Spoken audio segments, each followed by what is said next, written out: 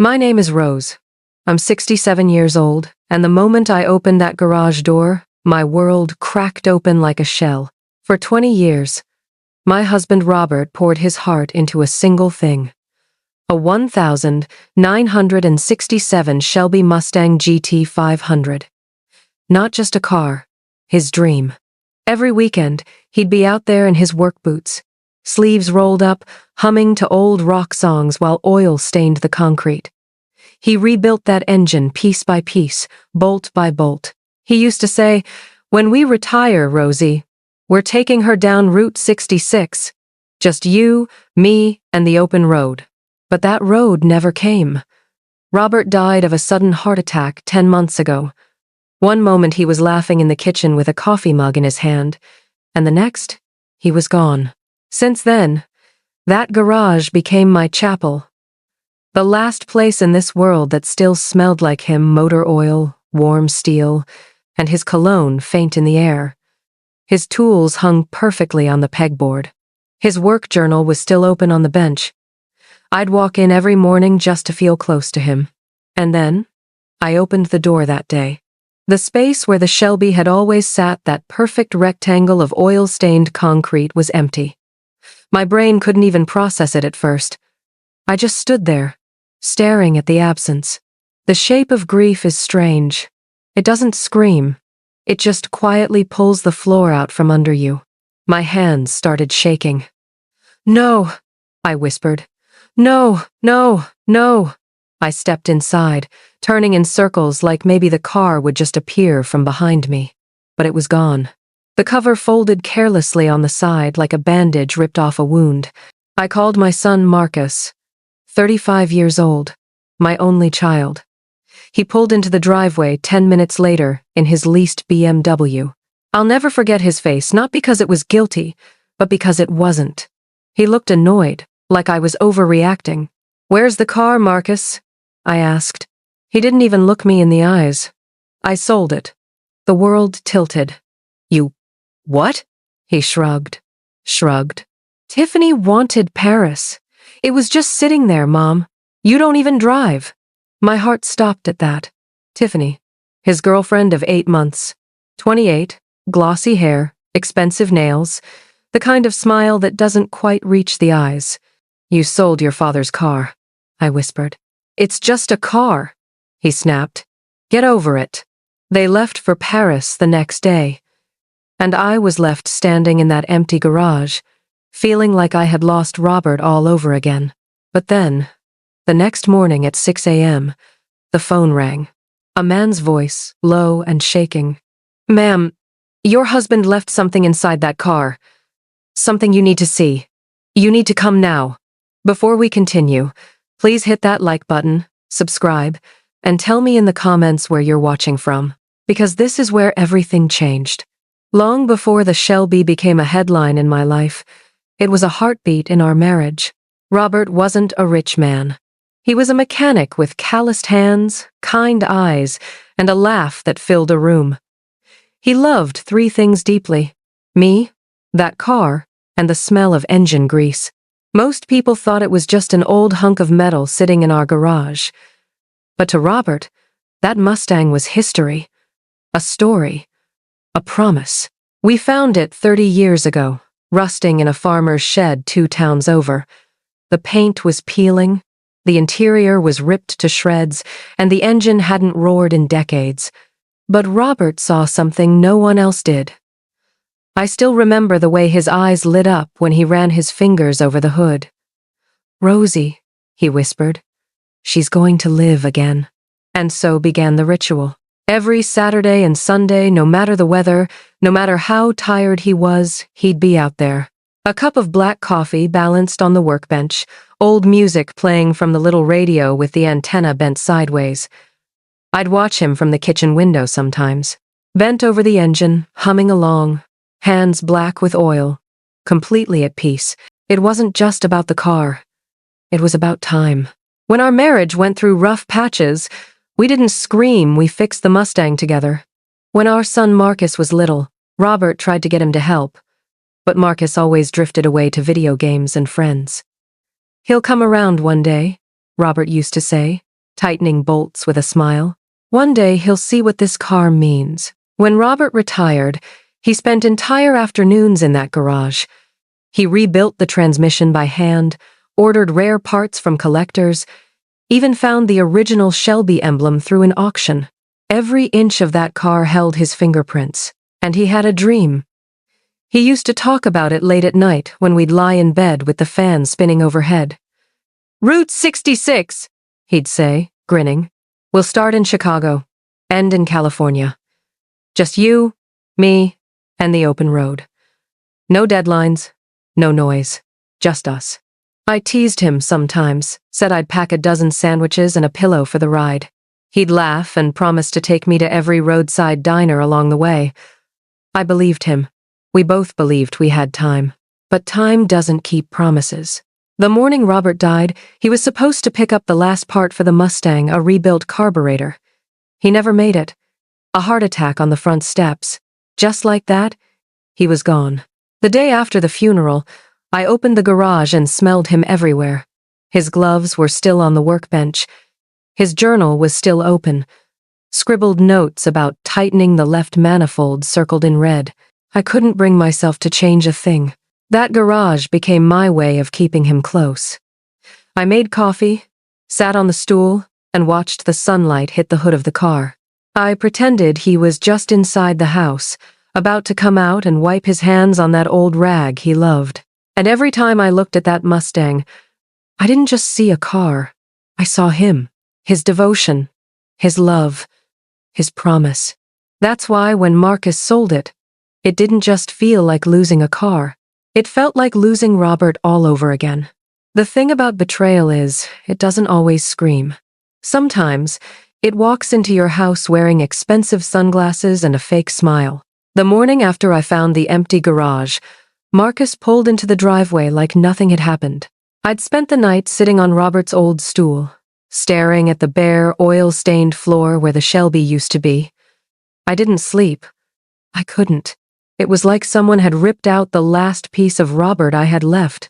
Marcus stepped out of his leased BMW, smooth as ever, dressed like a man who wanted the world to know he had moved up in life. Behind him came Tiffany, tall, blonde, glossy lips, wearing a silk scarf around her neck, as if she were already halfway to Paris. I met them at the garage. My hands were cold, my chest tight. "Where's the car, Marcus?" I asked. My voice was steady, controlled. Years of being a nurse taught me how to stay calm even when the world is burning down around you. He didn't look at me. He looked at the ground. I sold it. 3 words. That's all it took to punch a hole through my chest. "You what?" My voice cracked. Just a little. He sighed, like he was tired of explaining something simple. "Tiffany wanted to go to Paris. It was just sitting here, Mom. You don't even drive it." I blinked at him, trying to understand how my son, the boy I raised, could sound so casual about the one thing his father loved most. Tiffany stepped forward then, her perfume sweet and sharp. "Your husband's gone, Mrs. Hayes," she said, her voice smooth like a practiced line. "Marcus is just trying to build a life. You should let go of the past." I felt the blood rush to my face. "That past is your father's dream," I told Marcus. "That car was worth more than money. He built it with his hands." He finally looked up, but his eyes were cold, defensive. "You're making this bigger than it is. We got 12 grand for it." 12,000. My knees almost buckled. I'd overheard Robert once telling James Crawford, the dealership owner, that similar Shelbys were valued over 200,000. But Marcus hadn't even checked. He hadn't cared. Tiffany looped her arm around him. "Paris is a once-in-a-lifetime thing," she said sweetly. "Don't guilt him for wanting to live." I stared at the woman who'd slithered into my son's life like smoke, and then at my son, who was too blind to see he'd lit the match himself. "How did you even get in?" I asked quietly. Marcus shrugged again. "I still have a house key. You were at the store." That was it. That was their plan. While I picked up groceries like any other day, my son had walked into my garage and sold the last piece of his father. They left that night for Paris business class tickets, designer luggage, champagne smiles. Marcus kissed me on the cheek at the door like everything was normal. Tiffany didn't even look back. And I was left in the garage again. Just me, the echo of Robert's laughter, and an empty rectangle of concrete where our life used to sit. I pressed my hand against the wall, whispering, "Robert, what do I do now?" The next morning at 6 a.m., the phone rang. A voice I didn't know. "Ma'am, your husband left something inside that car. Something you need to see. You need to come now." That was the moment the story stopped being about what I lost and became about what Robert had left behind. The phone rang at exactly 6:03 a.m. I'd been sitting at the kitchen table all night, staring at nothing. My coffee was cold. The garage door was still locked, but the emptiness behind it felt like a scream I couldn't silence. So when the phone rang, my first thought was Marcus. Maybe, just maybe, he felt guilty. But the voice on the other end wasn't his. "Mrs. Hayes?" A man's voice. Older, tired but trembling slightly. "My name is James Crawford. I own Crawford Classic Motors." I straightened in my chair. "Yes?" "I have your husband's car, the Shelby. Your son sold it to me yesterday." My heart stuttered. "You have it?" "Yes, ma'am. But that's not why I'm calling." His voice cracked on the last word. "There's something your husband left inside that car. Something you need to see. Please. You should come down here as soon as possible." Something inside the car. For the first time in days, my pulse quickened with something other than pain. Robert wasn't the kind of man to leave loose ends. If he left something inside that car, he meant for it to be found. "I'll be there in 20 minutes, I said. The sky was still gray when I got in my car. The roads were empty, the world quiet. I drove through town with shaking hands gripping the steering wheel.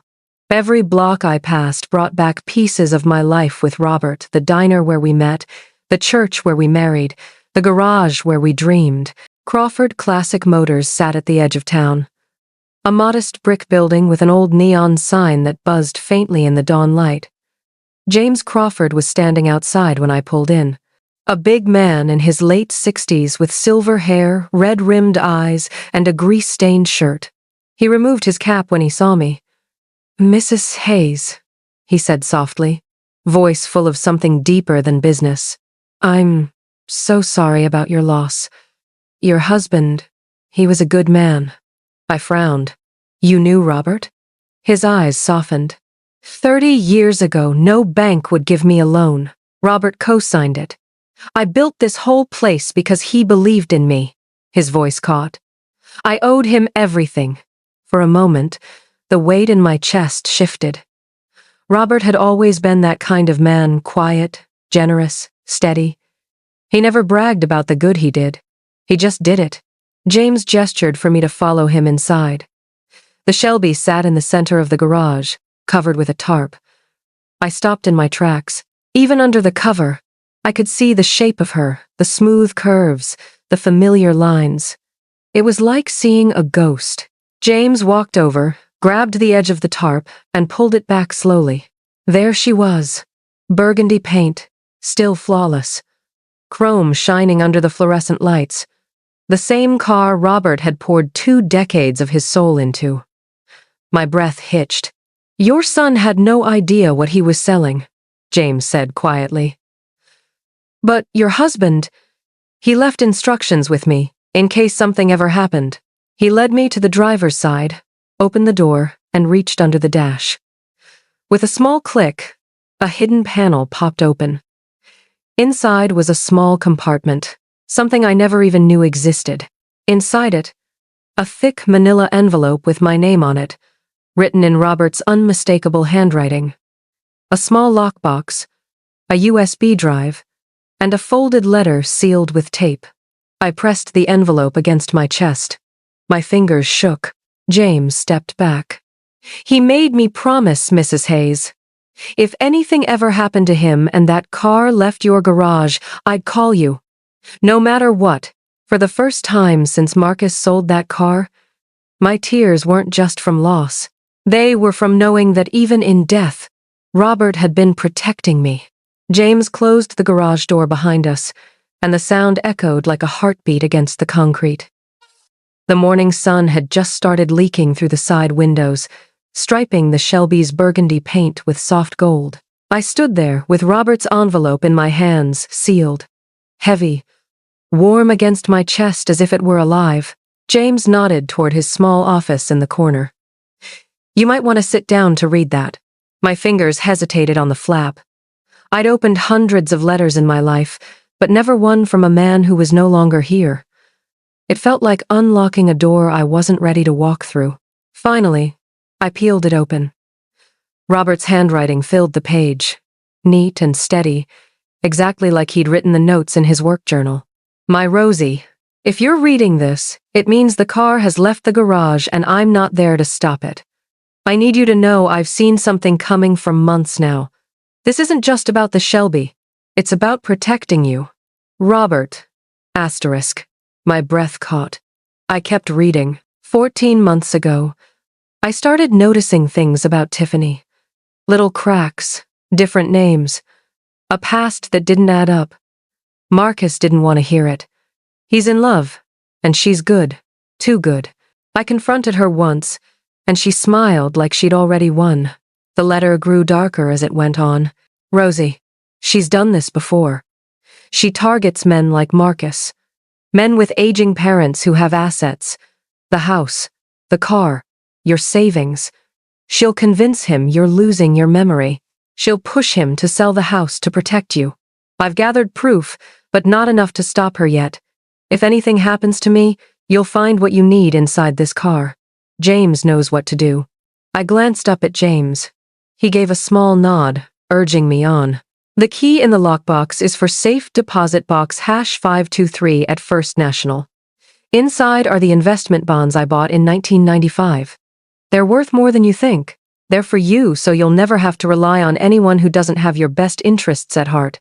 Not even Marcus if it comes to that. The letter ended simply. I love you, Rosie. I couldn't save myself from the heart attack, but I can still protect you from this. Trust the man I was, not the silence I left behind. My tears dropped onto the paper. James stepped closer, opened the small lockbox, and handed me the key. He came to me 2 years ago, he said softly. Said if anything ever happened, I was to make sure this got to you. He then opened the manila folder. Inside were printed photographs, clippings, and legal documents. Meticulous, organized, like Robert had built this case bolt by bolt, the same way he rebuilt that engine. Photos of Tiffany with other men. 2 wedding certificates under different names. Old news articles about elderly parents losing everything. I traced Robert's handwriting on the margins. He'd written down dates, times, addresses. He'd been quietly fighting a war no one knew about. Next, James handed me the USB drive. Robert said it has recordings and financial records. He didn't trust putting them in the cloud. Said the truth should live in something solid. I swallowed hard. This wasn't just about my husband's car anymore. It was a map. A blueprint for a battle he knew I'd have to finish without him. I gripped the key tightly in my palm. I'm going to the bank, I said. James smiled faintly, a sad, proud smile. He knew you would. I walked out of that garage with my spine a little straighter, the weight of fear beginning to shift into something else. Something sharper, something stronger. Robert had left me everything I needed. Not to mourn, to fight. The bank opened at 9 a.m., but I was sitting in the parking lot by 8:15, clutching that small key like it was Robert's hand. The First National Bank hadn't changed in 30 years. Same brass handles, same wood-paneled walls, same smell of polished floors and old paper.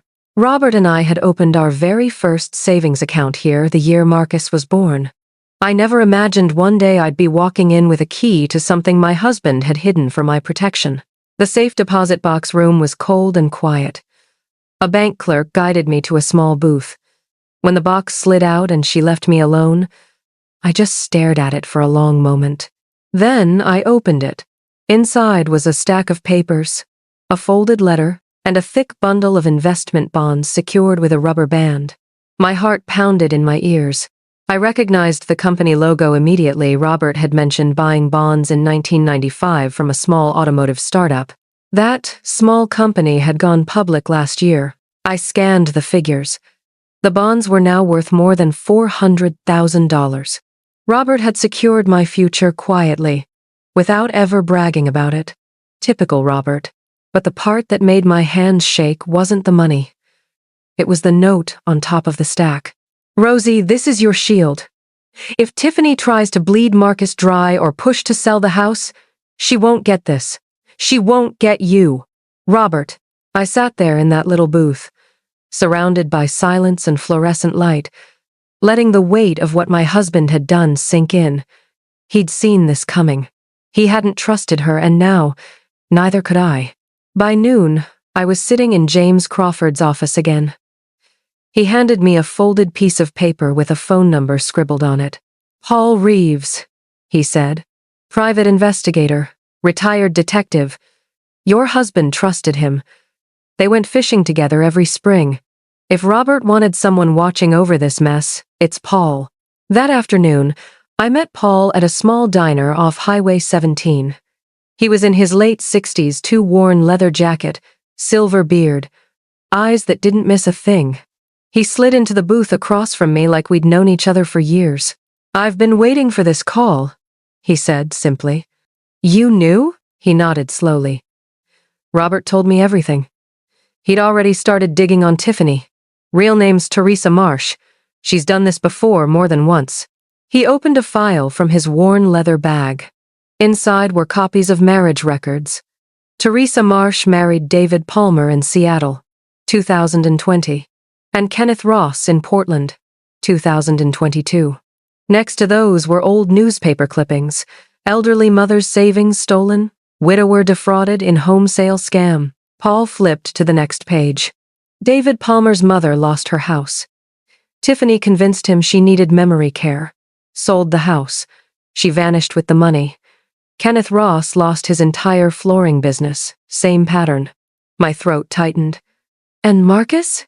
"He's the next Mark," Paul said. "She gets close.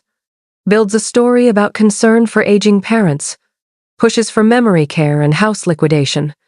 The house sells. She disappears." He leaned forward. "But this time, Robert left breadcrumbs. And we're not playing defense anymore." Paul had already pulled Tiffany's current credit card activity. While she and Marcus were in Paris, she'd opened 2 new cards in his name, already maxing out $28,000. She'd also been searching luxury real estate in Costa Rica. "She's setting up her exit," Paul said flatly. I tightened my grip around Robert's letter. The ache of grief in my chest had shifted into something else. Something colder, cleaner, purpose. "She thinks I'm just an old woman sitting in a quiet house," I said softly. "She has no idea who she's really dealing with." Paul smirked faintly. "Now you're starting to sound like Robert." 2 weeks later, the sound of tires crunching over the driveway gravel pulled me away from the kitchen window. I wiped my hands on a dish towel and stepped outside, just in time to see Marcus's silver BMW glide in, the sun reflecting off its polished hood. The passenger door opened, and Tiffany stepped out first, perfectly put together. Oversized sunglasses, designer scarf fluttering in the breeze. She looked like someone arriving from a movie set, not a red-eye flight from Paris. Marcus followed behind her, tan but tense, his jaw set in a way I hadn't seen in years. I forced a polite smile. "Welcome home." Tiffany gave me a sweet smile that didn't touch her eyes. "Thank you, Mrs. Hayes. Paris was magical." She stretched the word out like it was made of silk. Marcus said nothing. I'd spent those 2 weeks building the case Robert had started. Paul Reeves had quietly collected every piece of evidence, marriage records, bank accounts, credit card statements, and photos. Tiffany had no idea what was waiting for her behind my calm eyes. That night, I made dinner. Roast chicken, Marcus's favorite. Tiffany sat at my table like she owned it. She crossed her legs, leaned on Marcus's arm, and started talking about luxury condos, new beginnings, and living the life they deserved. Halfway through the meal, she dropped the first hint. "Rose," she said sweetly, tilting her head just so. "This house is really too big for one person, don't you think? All those stairs, the yard work, it must be overwhelming." Marcus cleared his throat. "She's just worried about you, Mom." I put my fork down. "Is she?" Tiffany flashed that polished smile again. "Of course. You should be somewhere easier to manage, somewhere safe. Have you ever thought about downsizing? Assisted living, maybe?" There it was, the play. I'd seen this exact tactic in Paul's notes from previous victims. She was following the same script. I didn't take the bait. Instead, I leaned back and smiled like a woman who didn't have hundreds of pages of evidence in a folder upstairs. "I'll think about it." After dinner, Tiffany excused herself to freshen up. A few minutes later, I found her upstairs standing near Robert's office door, my late husband's workroom. "What are you doing up here?" I asked. She didn't flinch. "Got lost. Big house." I said nothing, just watched her walk past me, still wearing that expensive smile. The next day, I called Marcus. "I need to talk to you about your father. Just you." "No, Tiffany." He resisted at first. She always wanted to know where he was going. But he came. He sat in my living room tense, defensive, already bracing for an attack. I didn't attack. I slid Robert's letter across the table. "Read it." He scanned the first lines, then shook his head. Dad was paranoid. Then I showed him the photos, the wedding certificates, the victims' names, the financial reports, one after another. His eyes flicked over each page, but I could see the wall he'd built around Tiffany still standing. "This could be anyone," he muttered. "Anyone with the same name." "Then call them," I said quietly. "David Palmer, Kenneth Ross. Ask them who Tiffany really is." He crumpled the paper, stood up, and stormed toward the door. "Why can't you just let me be happy?" I didn't stop him. I just said the one thing I knew would follow him out into the night. "Because your father died trying to protect you." That night, my phone rang. Marcus's voice was shaking, broken. "Mom," he whispered. "I called them. It's all true. Everything." Tiffany didn't answer his calls. She'd already begun packing. And Marcus, my son, was finally beginning to see the woman he thought loved him for who she really was. When Marcus called me that night, his voice wasn't the same. The denial was gone. What was left was a quiet kind of ruin, the sound of a man realizing he'd handed his heart to a stranger. "I called them, Mom," he said. "David, Kenneth. Both of them told me the same story, same lies, same woman." He paused, voice cracking. "She won't pick up. She's not answering." She left. I gripped the phone tightly. "Then she's running." And I was right. Within an hour, Paul Reeves had already traced her credit card activity. Tiffany, or rather Teresa Marsh, had checked into an airport hotel 30 minutes earlier. She'd withdrawn over $11,000 in cash from Marcus's accounts. And just 15 minutes before the call, she'd booked a one-way flight to Mexico City. Departure, 5:30 a.m. "She's making her exit," Paul said over the phone, his voice steady. "We can stop her, but Marcus has to give his statement. We need the credit card fraud confirmed." That night, at 3 a.m., Marcus sat in my living room wearing the same clothes he'd worn to dinner. He hadn't shaved. His eyes were red, his hands shaking as he signed the last page of the statement Paul had prepared. "This means testifying," Paul reminded him. "You'll have to face her in court." Marcus swallowed hard. What would Dad do? I reached over and placed Robert's letter in his hands. "He spent the last year building this case. Not for revenge. To protect you." Marcus nodded slowly. "Let's go." The airport was cold and half asleep when we arrived at 4:45 a.m. Travelers rolled their suitcases past us, faces buried in phones, unaware of the quiet storm gathering at Gate C. Detectives were already in position. Paul had called in some of his old contacts in law enforcement. There were 2 plainclothes officers near security and 1 at the boarding gate. Marcus and I waited behind a concrete pillar near the ticketing counters, hearts pounding in rhythm. At 5:15, she appeared. Tiffany. Teresa. Whatever her name truly was. She walked into the terminal like she owned its sleek designer coat, big sunglasses, expensive luggage rolling behind her. You'd never guess she was about to flee the country with stolen money. Her lipstick was perfect. Her smile practiced. She looked like the woman Marcus had fallen for. But this time, he didn't see a lover. He saw a predator. She handed her ticket to the agent. One of the officers made the call. They approached her calmly. "Ma'am, can we speak with you for a moment?" Her head tilted. "Of course." Her voice was smooth as honey. "Teresa Marsh," the officer said. "We have a warrant for your arrest." The smile faltered.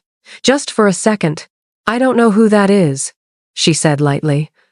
"My name is Tiffany Bennett." Then she bolted.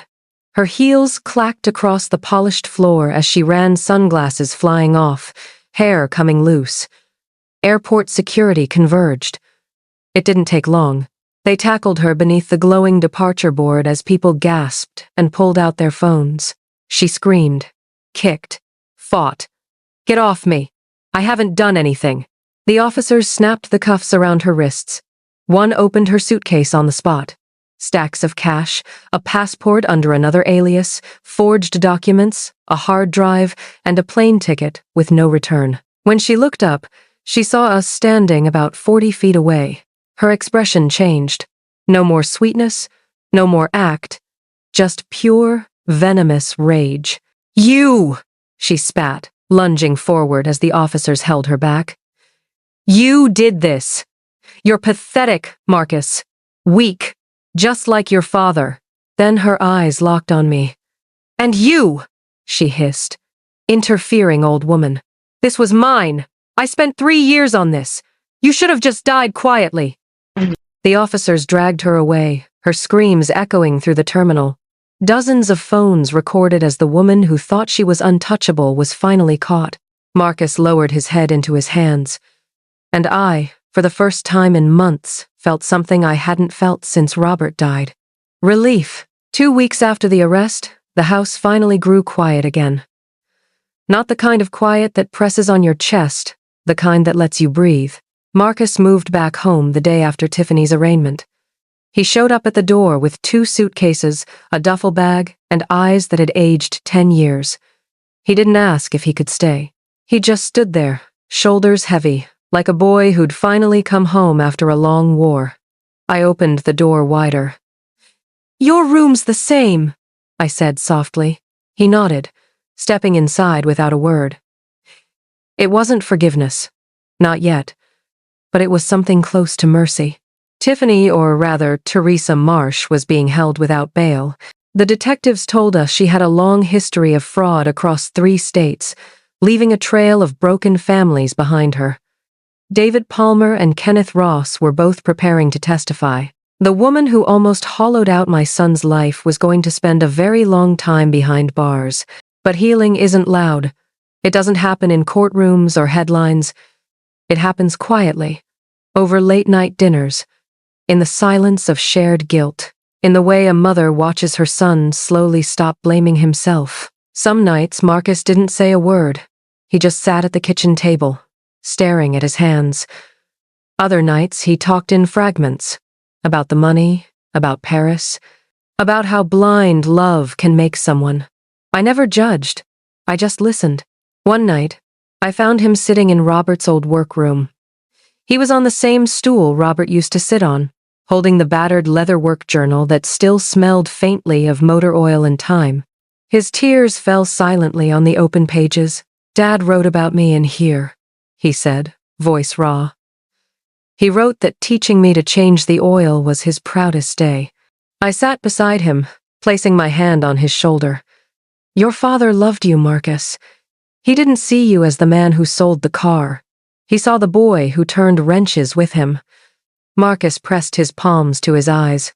I threw it all away for someone who didn't even love me. No, I whispered. You made a mistake, and you came home. That's what matters. 3 months later, on a warm Saturday morning, I heard a deep, familiar rumble outside. I stepped onto the porch, and there she was, the Shelby. James Crawford was behind the wheel, his cap tilted back, grinning like a man delivering a miracle. The car gleamed in the sunlight, burgundy paint flawless, chrome sparkling like the day Robert first fell in love with her. She's home, James said, stepping out. This car never belonged to me. It was always his, and now it's yours. Marcus joined me at the door, barefoot, hair a mess, still holding a mug of coffee. When he saw the car, his eyes flooded.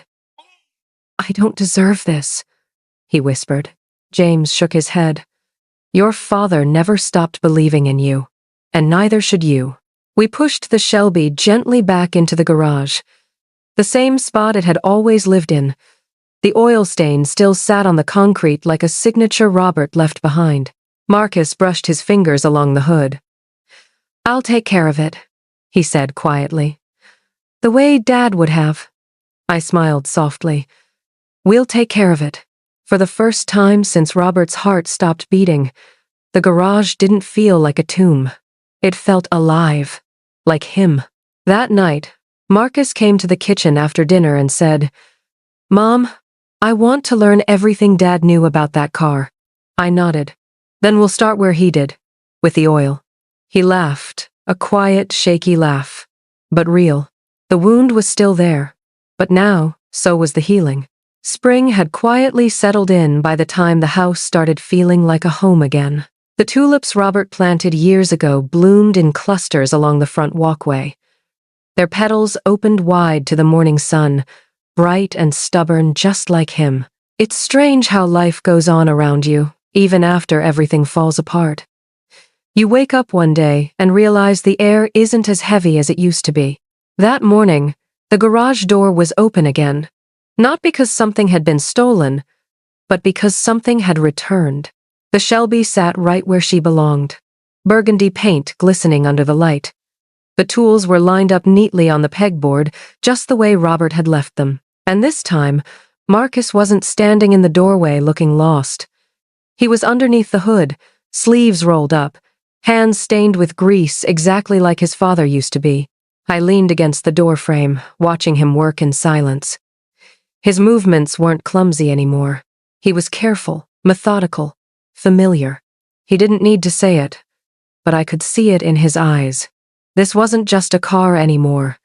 It was his way back. Hey, Mom, he said, wiping sweat from his forehead. I think I finally understand why he loved this so much. I smiled. He used to say this car wasn't just an engine. It was a promise. Marcus looked at me, then at the Shelby. Yeah, it feels like he's still here. And he was. Not in the way we used to have him, not with warm hands or that deep, quiet laugh, but in everything he built. In the walls of the garage. In the way the sunlight hit the hood. In the way Marcus held a wrench like Robert used to. Later that afternoon, Marcus and I took the Shelby out for a drive. I sat in the passenger seat, my hands brushing over the leather Robert had stitched himself. Marcus turned the key. The engine roared to life, that deep, familiar rumble that had lived in this house longer than anything else. We drove through town with the windows down, letting the wind carry Robert's memory with us. Past the diner where we'd met. Past the church where we'd said our vows. Past the old park where Marcus learned to ride his bike. For the first time in years, the car wasn't a reminder of loss.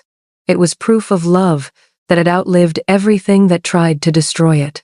When we pulled back into the driveway, Marcus cut the engine and just sat there, breathing. I reached over and squeezed his hand.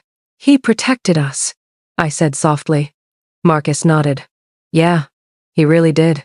That night, I stood at the kitchen window looking out at the garage. The Shelby rested under the soft glow of the hanging light, and Marcus's workbench was organized again. I could almost hear Robert's humming.